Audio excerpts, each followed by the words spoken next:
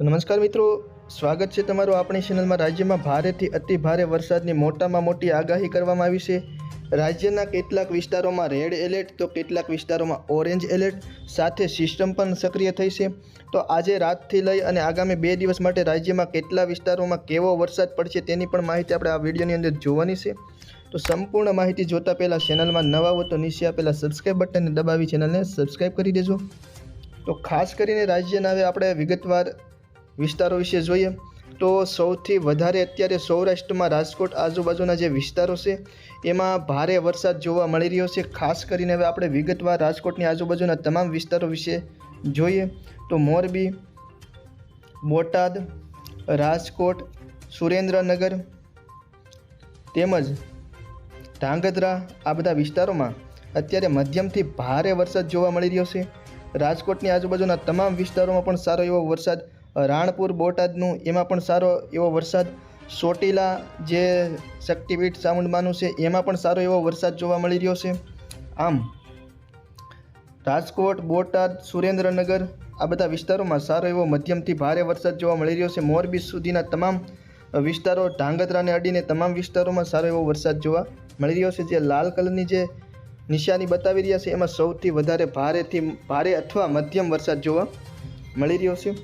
આ સિવાય સૌરાષ્ટ્રના વિસ્તારો વિશે વાત કરીએ તો ભાવનગર, પાલીતાણા, અલંગ, અમરેલી તેમજ પાલીતાણાથી લઈ અને ગારિયાધારનો જે પટ્ટો છે એમાં પણ ભારે વરસાદ અત્યારે જોવા મળી રહ્યો છે। લાઠી, અમરેલી, બાબરા આ બધા અમરેલી સહિતના જે વિસ્તારો છે એમાં પણ સારો એવો મધ્યમથી ભારે વરસાદ જોવા મળી રહ્યો છે। જોકે સોનગઢમાં પણ અત્યારે સારો એવો વરસાદ લાઈવમાં પડી રહ્યો છે।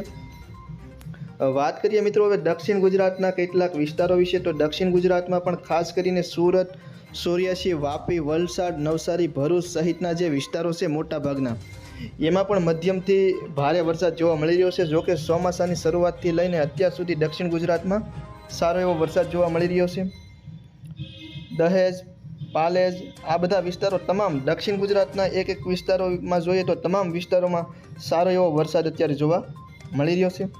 વાત કરીએ મિત્રો મધ્ય ગુજરાત વિશે તો મધ્ય ગુજરાતમાં પણ અમદાવાદ, દાહોદ, ગોધરા, ખેડા, નડિયાદ, ધોળકા, ધંધુકા સહિત તમામ મધ્ય ગુજરાતના વિસ્તારોમાં પણ મધ્યમથી ભારે વરસાદ અમુક વિસ્તારોમાં જોવા મળી રહ્યો છે। સૌરાષ્ટ્રમાં છેલ્લા 48 કલાક સારો એવો વરસાદ પડવાની પૂરેપૂરી શક્યતા રહેલી છે। કચ્છ જિલ્લાની વાત કરીએ તો કચ્છ જિલ્લામાં મિત્રો અત્યારે હળવો વરસાદ જોવા મળી રહ્યો છે। જોકે એમાં પણ ગાંધીધામ, માંડવીમાં કંઈક ને કંઈક હળવોથી મધ્યમ વરસાદ જોવા મળી રહ્યો છે। બાકી ભુજ પછીના જે વિસ્તારો છે એમાં હાવ હળવો વરસાદ, છૂટો છાંટો વરસાદ જોવા મળી રહ્યો છે। હવે મિત્રો ઉત્તર ગુજરાતના વિસ્તારો વિશે વાત કરીએ તો ઉત્તર ગુજરાતમાં 2025માં પણ ચોમાસા દરમિયાન ઓછો વરસાદ જોવા મળ્યો હતો, પરંતુ અત્યારે આપણે લાઈવ કેવો વરસાદ જોવા મળી રહ્યો છે તેના વિશે વાત કરીએ તો મહેસાણા, ડીસા એ બધા વિસ્તારો છે એમાં અત્યારે મધ્યમ વરસાદ જોવા મળી રહ્યો છે।